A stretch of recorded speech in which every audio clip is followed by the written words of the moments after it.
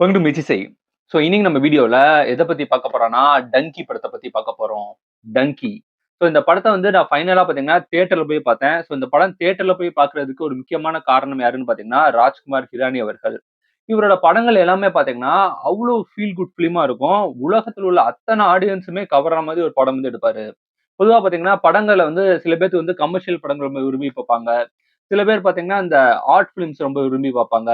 ஆனா, எல்லா தரப்பு ஆடியன்ஸையும் கவரக்கூடிய ஒரு படமா வந்து ராஜ்குமார் ஹிரானி படம்னு சொல்லலாம். இவர் படத்துல பார்த்தீங்கன்னா, ஒரு நல்ல ஒரு காமெடி இருக்கும். அதே மாரி ஒரு ஒரு ஒரு நல்ல சப்ஜெக்ட் இருக்கும். நல்ல சோசியல் இஷ்யூ பத்தி பேசியிருப்பாரு. நல்ல எமோஷனல் கன்டென்ட் பார்த்தீங்கன்னா, ரொம்பவே ஸ்ட்ராங்கா வந்து ஒர்க் அவுட் ஆயிருக்கும். இவர் வந்து மொத்தமே ஒரு 5 படம் தான் எடுத்திருக்காரு. இந்த 5 படமே பார்த்தீங்கன்னா, அவ்வளோ அழகான படங்கள் அப்படின்னு சொல்லலாம். ஸோ இது வந்து இவரோட 5வது படம். இந்த படமும் பார்த்தீங்கன்னா, 5வது, 6வது படம்னு நெனைக்கிறேன் ஐ திங்க். ஸோ இதுவும் பார்த்தீங்கன்னா, இவரோட ஒரு ஒரு மாஸ்டர் பீஸ்ன்னு சொல்லலாம் இந்த டங்கிங்கிற படம். ஸோ இந்த டங்கி படம் எப்படி இருக்கு அப்படின்னு கேட்டீங்கன்னா, ஸோ கண்டிப்பா தியேட்டர்ல போய் பார்க்கலாம். அந்த அளவு ஒரு தரமான ஒரு படமா வந்து இந்த நம்ம டங்கி படத்த வந்து சொல்லலாம். ஸோ நார்மலா வந்து எப்ப பார்த்த இந்த ஃபைட் இந்த இந்த டயத்துல பார்த்தீங்கன்னா, எல்லாமே வயலன்ஸ் வந்து ரொம்ப அதிகமா இருக்குது. துப்பாக்கி சுடுறது, கோரமா வந்து கத்தி சம்பவம் காமிக்கிறது, ரத்தத்த காமிக்கிறது. இந்த மாரி வயலன்ட் கிரைம் ரிலேட்டட் ஃபிலிம்ஸ் வந்து இப்ப வந்து நெறைய வந்து ஹிட் ஆயிட்டு இருக்குது. இந்த மாரி டயத்துல, இந்த மாதிரி ஒரு படம், ஒரு வித்தியாசமான ஒரு ஃபீல் குட் படம் வந்து கண்டிப்பா ஒரு பார்க்கலாம் அப்படின்னு சொல்லலாம். ஸோ தியேட்டர்ல போய் பார்க்க வேண்டிய ஒரு முக்கியமான ஒரு படமா வந்து இந்த டங்கிங்கிற படத்த வந்து சொல்லலாம். ஓகே. டங்கி அப்படின்னா என்னன்னு பார்த்தீங்கன்னா, டங்கி மீன்ஸ் வந்து இந்த படத்தோட கதை என்ன அப்படிங்கிறத நான் முதல்ல சுருக்கமா வந்து சொல்லிடுறேன். முதல்ல டங்கி அப்படின்னா என்னன்னா, டங்கிங்கிறது அ இ இந்தியால வாழக்கூடிய நெறைய மக்களுக்கு வந்து வெளிநாட்டுக்கு போய் வேலை செய்யணும் அப்படின்னு ஒரு ஆசை இருக்கும். ஆனா, வெளிநாடு போய் வேலை செய்யறதுக்கு பார்த்தீங்கன்னா, அந்த காலகட்டத்துல வந்து இப்ப வந்து டூரிஸ்ட் விசா இருக்குது. ஆனா அந்த காலகட்டத்துல டூரிஸ்ட் விசா இல்லாத அந்த காலகட்டத்துல வந்து ஒரு இங்கிலீஷ் எக்ஸாம் வந்து கிளியர் பண்ணணும். இங்கிலீஷ் ஃப்ளூயன்ட்டா பேசினா மட்டும் தான் வந்து விசா வந்து குடுப்பாங்க.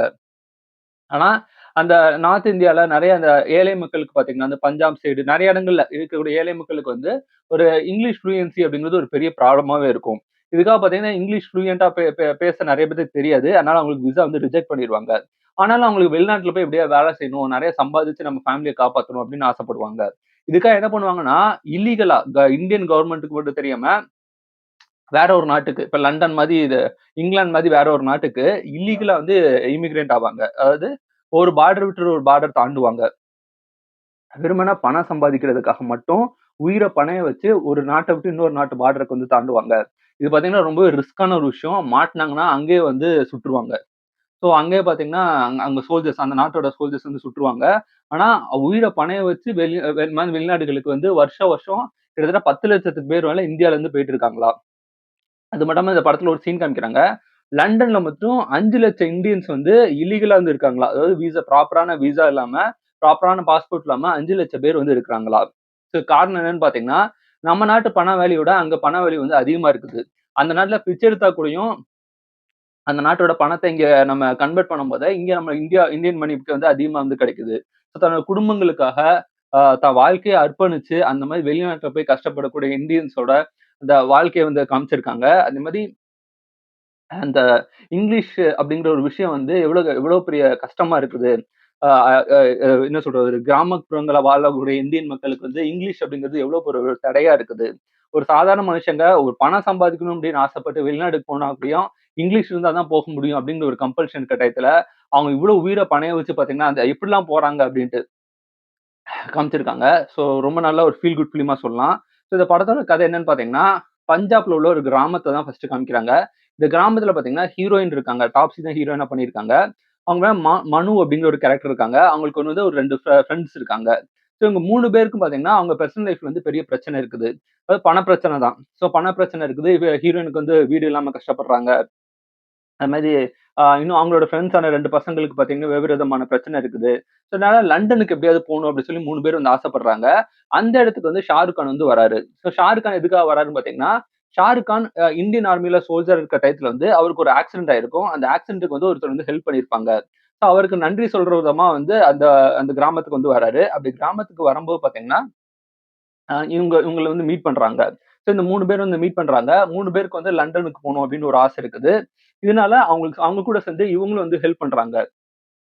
ஸோ அப்ப வந்து டாப்ஸி வந்து ஷாருக் கானுக்கு வந்து ரொம்ப புடிச்சு போயிருது. அதனால வந்து ஷாருக் கான் வந்து டாப்ஸிக்கு வந்து ஹெல்ப் பண்றாங்க. ஸோ இந்த மாரி வந்து லண்டன் போறோம்னா, அதுக்கு என்னலாம் பண்ணலாம்? ஸோ ஏஜென்ட் மூலமா புடிச்சு போறது. ஃபர்ஸ்ட் ஏஜென்ட் மூலமா போனா பார்த்தீங்கன்னா, ஏமாத்திருவான். காச வாங்கிட்டு ஏமாத்திருவான். அப்ப என்னதான் ப்ராப்பர் வழின்னா ஸ்டூடெண்ட் விசா மேல போலாம் அப்படின்னு அவங்க சொல்றாங்க. ஸோ ஸ்டூடெண்ட் விசா மாரி போறதுக்கு பார்த்தீங்கன்னா, ஐஎல்டிசி அப்படின்னு ஒரு எக்ஸாம் வந்து கிளியர் பண்ணணும். ஒரு இங்கிலீஷ் ஸ்பீக்கிங் எக்ஸாம். அந்த எக்ஸாம கிளியர் பண்ணிட்டு, நம்ம வந்து அந்த ஸ்டூடெண்ட் விசா வச்சு வெளிநாட்டுக்கு போயிரலாம் அப்படின்னு அவங்க நினைக்கிறாங்க. அந்த எக்ஸாம் போய் எழுதுறாங்க. எல்லாருமே ஃபெயில் ஆயிடுறாங்க. ஒரே ஒருத்தர் மட்டும் பாஸ் ஆகி வந்து வெளிநாட்டுக்கு வந்து போயிடுறாங்க. அதுக்கப்புறம் வந்து அந்த குரூப்லயே பார்த்தீங்கன்னா, ஒருத்தருக்கு வந்து விக்கி கௌஷல் அப்படின்னு இந்த படத்துல ஒரு முக்கியமான ஒரு கேரக்டர் வந்து பண்ணியிருக்காரு. ஸோ அந்த கேரக்டர் இந்த படத்துல வந்து மிகப்பெரிய ஒரு தாக்கத்த உண்டாக்குன ஒரு கேரக்டர்ன்னு சொல்லலாம். ஸோ அவருக்கு என்ன பிரச்சனை அப்படின்னு பார்த்தீங்கன்னா, விக்கி கௌஷலோட லவ்வர் வந்து ஆ லண்டன்ல வந்து இருக்காங்க. ஸோ விக்கி லண்டன்ல இருக்காங்க. அவங்க வந்து இவங்களுக்கு பிடிக்காம வந்து லண்டன்ல உள்ள ஒரு மாப்பிள்ளைய புடிச்சு அவங்க அவங்க அப்பா, அம்மா வந்து கல்யாணம் பண்ணி வச்சுடுறாங்க. அவங்க லவ்வரோட அப்பா, அம்மா. ஆனா விக்கி கௌஷலுக்கு வந்து மெசேஜ் அனுப்புறாங்க. "நீ வந்து லண்டன்ல வந்து என்ன பார்க்க வரலைன்னா, இன்னும் 3 மாசத்துல என்ன பார்க்க வரலைன்னா நான் செத்து போயிடுறேன். நான் செத்து போயிருவேன்" அப்படின்னு அவங்க சொல்றாங்க. அதனால 3 மாசத்துக்குள்ள எப்படியோ இங்கிலீஷ் கத்துக்கணும், எப்படியோ வெளிநாட்டுக்கு போகணும்னு சொல்லிட்டு ஒரு மாரி அக்ரஷனா ஒரு மாரி படபடபடன்னு இருக்காரு அவரு. ரொம்பவே டென்ஷனா இருக்கக்கூடிய ஒரு கேரக்டர் வந்து விக்கி கௌஷல் வந்து காமிச்சிருக்காங்க. ஸோ அந்த டயத்துல பார்த்தீங்கன்னா, அவங்க இந்த இந்த ஒருத்தர் மட்டும் விசா கிடைச்சு போயிருப்பாங்க இல்லையா? ஸோ அவங்க வந்து சொல்றாங்க, வந்து சூசைட் பண்ணி இறந்துட்டாங்க. அவங்க லவ்வர் வந்து சூசைட் பண்ணி இறந்துட்டான்னு சொன்னப்ப, இவங்களும் சூசைட் பண்ணி இறந்துடுறாங்க. அந்த சீன்லாம் பார்த்தீங்கன்னா, அவ்வளோ அவ்வளோ மாஸா வந்து விக்கி கௌஷல் வந்து பெர்ஃபார்ம் பண்ணியிருக்காரு. ஸோ விக்கி கௌஷல் இந்த படத்துல வந்து கம்மியான சீன்ல வந்தாலும், ஒரு தாக்கத்த உண்டாக்குன ஒரு கேரக்டர் வந்து விக்கி கௌஷல் அவரோட கேரக்டர் வந்து சொல்லலாம். ஸோ அதுக்கப்புறம் பார்த்தீங்கன்னா, அவங்க அவங்க சூசைட் பண்ணி இறந்தத பார்த்து ஷாருக் கான் ரொம்ப எமோஷன் ஆகி, நம்ம எப்படியா லண்டன் போறோம் அப்படின்னு சொல்லிட்டு, அந்த டங்கிங்கிற ரூட் மூலமா போறாங்க.